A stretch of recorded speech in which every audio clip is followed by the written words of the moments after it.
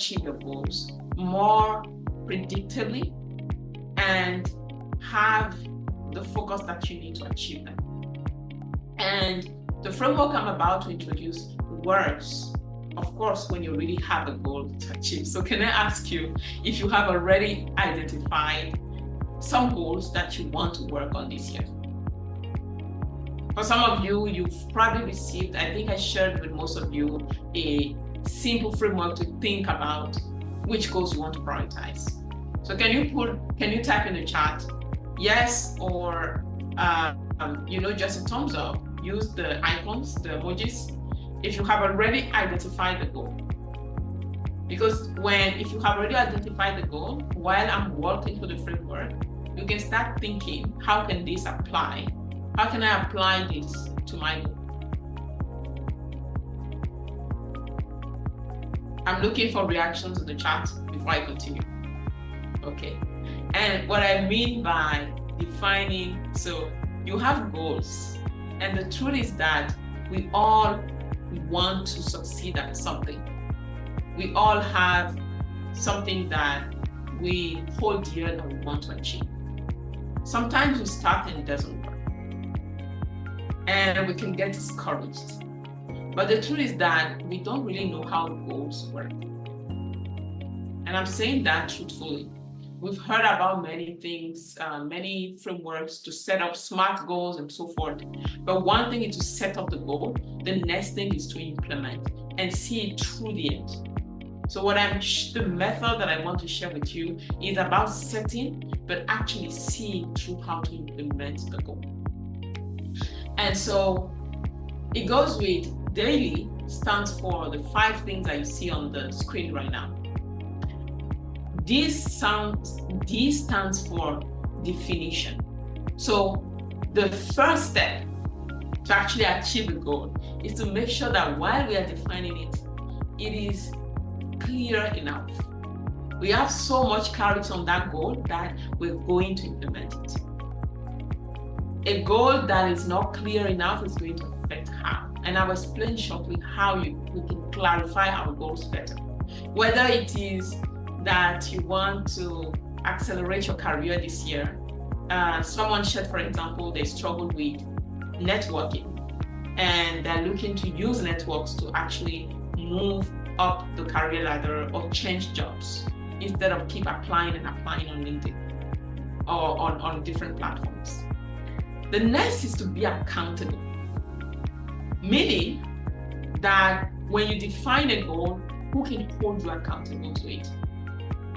We are more likely to do things when we have someone to hold us accountable than we are if we were to do it alone. It's like we don't want to look like a failure in the face of others. And we don't want to look like this woman doesn't keep to her words. And so when we have someone to keep us accountable, and I'll share a caveat about that shortly, about accountability, then implementation comes in. On implementation, how are you consistent? Implementation, the point is that consistency trumps intensity. And most of us who start our year, I shared a reflection about that on LinkedIn recently, that at the beginning of the year, many people, we make nice resolutions, and by the time January is gone, or February is gone, the month of January or February usually dies with the goals. Because we start and we're very energized, we are very, very excited to go. And we go like as if it's a sprint. But the truth is that it's a marathon to achieve any goal. If you look at any successful person that we know, usually we think about success financially, but it's not just financial. But if you're to think of Elon Musk, Bill Gates, whoever is that celebrity, or I wouldn't call them celebrity, people who we think have succeeded in life, it's things that they have done, tiny habits over time. And so I'll spend a bit of time in implementation shortly. And then learn. Reflection throughout as we're implementing and learning something new. And finally, to yield. Yield meaning to celebrate what is going to happen when, by the time I'm done achieving a goal. And I will challenge you, if someone sent you a mail or a note and say, Abby or Manushi, can you do this? And by the time you're done, I will give you a $10,000 bonus or something. When there's a bonus attached to it, we are more likely to hold ourselves so much accountable. We're more likely to do all we can to achieve it. And why don't we do that when we're setting our own goals? Why do we let other people to give us goals with conditions? It's the same with work. The condition is that we get a pay at the end of the year, of the month. So as a result, we show up consistently every day at work and we get it. I want to go just a bit in detail about each of them. And I'll pause there for questions, and if possible, we might work through someone's goals right here. And on definition, I want you to think about the what you're looking to achieve, and why. Why is important, because why is this important to you? The stronger your why, the more likely you are to achieve your goal. And the why hopefully also helps you to prioritize if you have many goals. So I shared the note in preparation to this session that if you have many goals, I recommend you to stick to 1 and 3 at most. There's so much we can do, and we can't do so much at the same time. So hopefully the why also helps you to clarify. The more you go to the why, the more it's useful. And I even love the rule of the 7 whys. By the time you answer the question why 7 times, you get to the real why. Why is this important to you? And then you will come up with an answer. Then again, why is that answer what you just said? Why is it important? And then keep going at the bottom. When I ask myself the question of why am I doing this kind of training and sessions with women, it felt initially, yes, because I want to add value to people. By the time I got to the 7th why, it was because I want to inspire my children. Because I have 2 daughters, and I want my daughters to grow up knowing that they can live life on their own terms and they are capable of doing anything they want. And I will not realize this if I did not go to the 7 whys. It felt like I just wanted to help people. But in the end, it came down to inspiration, inspiring my daughters. And when that is really my why, it's hard for me to give up on the goal. And then the how. How is important because a goal usually sounds overwhelming unless you break it down into small steps. So the how is to break it down and think, if this was a journey that we are going on, what will be the little steps? What are going to be those tiny milestones that will give me the confidence that I am moving in the right direction towards my goal? The challenge is that most of us think of goals as a binary outcome. Either I fail or I succeed. But it's not binary. It's not binary. I like you to think about a bridge. Let's say you're building a bridge. And let's say your goal, you're not building a bridge. Your goal is to get to the other side of the bridge. And that's your goal. Like your goal is, by the time I'm done, so I want to get promoted this year, or I want to become a director or a senior executive this year. And you see that as the end. That end is at the other side of the bridge. And we think, if I am not at the other side of the bridge by the end of the year or by the end of the time I think I gave it myself, then I have not succeeded, I have failed. But the truth is no. I think we have to rethink differently. Instead of thinking bridge, can you think about bricks? Can you think that every little step you take is a brick that you are layering on top of each other until you build a bridge?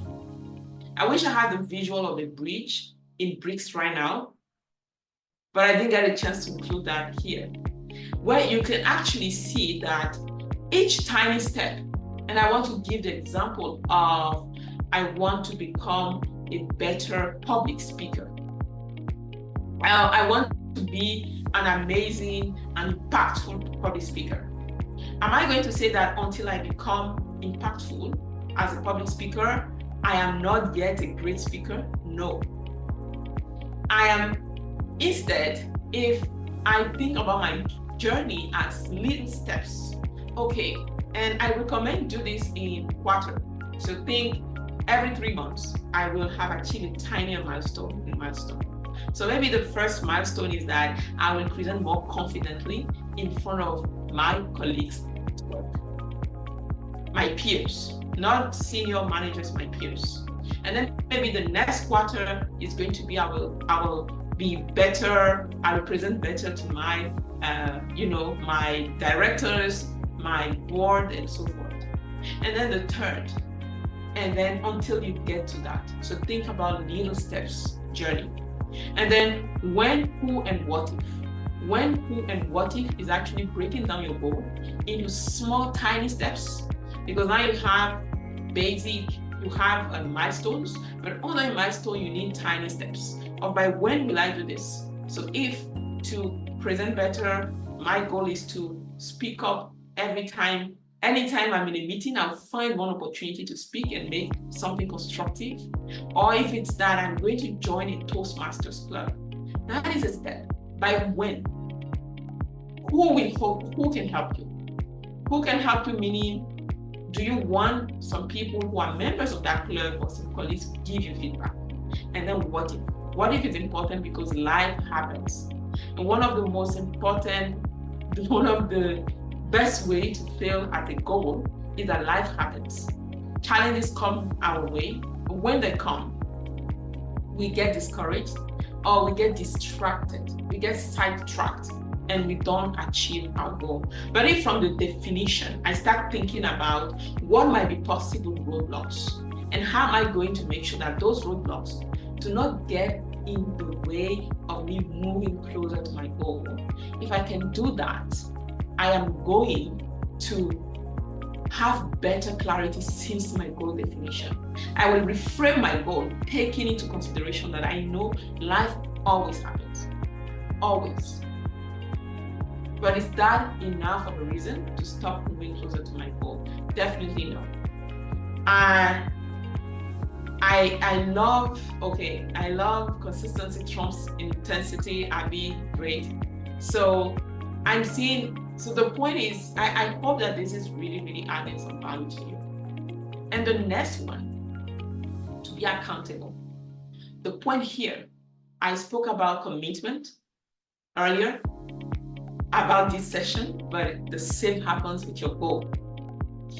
Commitment. The next is, I said it earlier, there is a catch to accountability. A friend will not be able to hold you accountable because they cannot challenge you. They cannot challenge you constructively at the risk of breaking that friendship. Because when you want to keep consistency, there must be a consequence. What I mean by consequence is, while you're defining your goal, can you decide like, okay, I'm going to think about a little consequence. It has to be realistic. It's something that you can do without harming yourself. But it should be hard enough so that it discourages you from not moving with the action you have defined. An example is, I want to lose weight. I started going and making a short run every morning. And my goal is to do 30 minutes of exercise every day. It might be running, it might be Zumba dancing or whatever, or cardio. And each time, if I ever miss one, by the way, I have breaks. I'm doing Monday to Friday, and that's it. But if I have breaks, my accountability partner, who more likely a coach or someone who can hold you accountable, I'm going to pay to my husband $100. So he will hold me accountable, but I have someone to really, really challenge me so that I keep doing it. That is enough to prevent you from actually stopping implementing. And I'll talk about implementing shortly. There's a friend, he said if I don't show up at the gym, what I agreed with another fellow gym member is that I will eat a can of dog food. And that was enough to discourage him from ever stopping. And so implementation comes in. And implementation is finding tiny actions. So as you're defining and you're looking at steps and small steps, make them tiny actions that are achievable on a daily basis. And when I say consistency transcends intensity, this graphic is not from me, it's from James Clear in Atomic Habits, which you can read. And the point is that look at the difference between doing something 1% better every day. So just tiny actions every day for 365 days. And you can see by the end of the year, 1% better compounds. By the time you start the year, you might be at the point of 1, but by the time you end the year, you have improved 37 times better. And on the other hand, 1% worse every day. Not doing anything, missing and missing. By the end of the year, you find yourself at closer to 0. And the catch is that there is a latent curve of potential. You can see the pink arrow that I put in there is to show you at the beginning till middle of the year, you might be doing the same thing, but you're not seeing the results. In my case is I want to lose 10 kilograms. And it took me 3 months to start noticing truly. At the beginning, I was just losing a few grams and I was like, I'm not doing much. But the result usually comes later. And that's why it's important to keep consistent. And I'll pause it there. The fourth element is learning. Learning is reflection. When I was doing my MBA, we had, it was an executive MBA. It was an MBA only for executives who were working, and we have this thing called Leadership Lab. And the Leadership Lab, that was 30% of everything we did. We spent our whole time reflecting on things that we are doing at work, decisions that we're making. And the reflection is where we learned the most. Being able to rewind and go back into a context and realize, what did I do and what do I learn from this? And so when you're implementing the goal and hopefully you're achieving your target at each milestone, hopefully you are feeling you're learning something about yourself. Maybe now you're learning that really consistency plays out. Maybe you're learning that you're really a master of your life, and being intentional and focused have results. So you need to block times to reflect. You can block that on your calendar and say every week, or maybe every month if you think that week is too short, or every quarter. I will pause and I will reflect on what did I learn based on what I'm doing. And you might try something and you fail. It's not a failure. It's just one more way to learn. It's a learning. So if you can take every experience as feedback instead of its failure, then you are learning something about what you're doing. And hopefully the more you're learning, then you can yield. And yield, I mentioned earlier, there must be a reward. And you need to find tiny ways to reward yourself. So by the time I lose 10 kg, I have designed a t-shirt that is printed unstoppable. And I'm going to wear it. Not by the time I'm done, it's actually after losing by the first quarter, I said, the only goal is I'm showing up consistently at the gym, at my workout. And I'm going to wear this t-shirt and show the world I'm unstoppable. Because when I wear that, it gives me more encouragement to keep doing what I'm doing. And if I do that for my monthly, also the other thing is, for example, I love ice cream. So I told myself, the only reason for me to take ice cream will be that I have been consistent at the gym for the whole week. I used to get ice cream without any consequence. But now, the only condition is that I show up at the gym consistently. And then I could have just one scoop. And I did that for a while. At some point, I didn't even need to take ice cream. But I kept doing it. I kept showing up every day. So I want to pause here. And I would have appreciated that we see this in action. If someone has a goal or something that they need some clarity around, we could do that right now. Or you could also book time with me to work on this. I will be available only for 30 minutes. I won't be able to be long. If someone wants to go deeper on this, Manushi can put the link again for those who joined later on. But here's where I pause, and I think everyone here is going to unmute. Take a moment, share what was a unique insight for you, and what are you going to do differently after this session? Or it might be a question. So I'm looking at the, yes. So does anyone want to start? So unmute, share, what is one insight? I can see that we are getting at the top of the hour. Or what is one question that you have that I have hope I probably did not address as we were going to the session?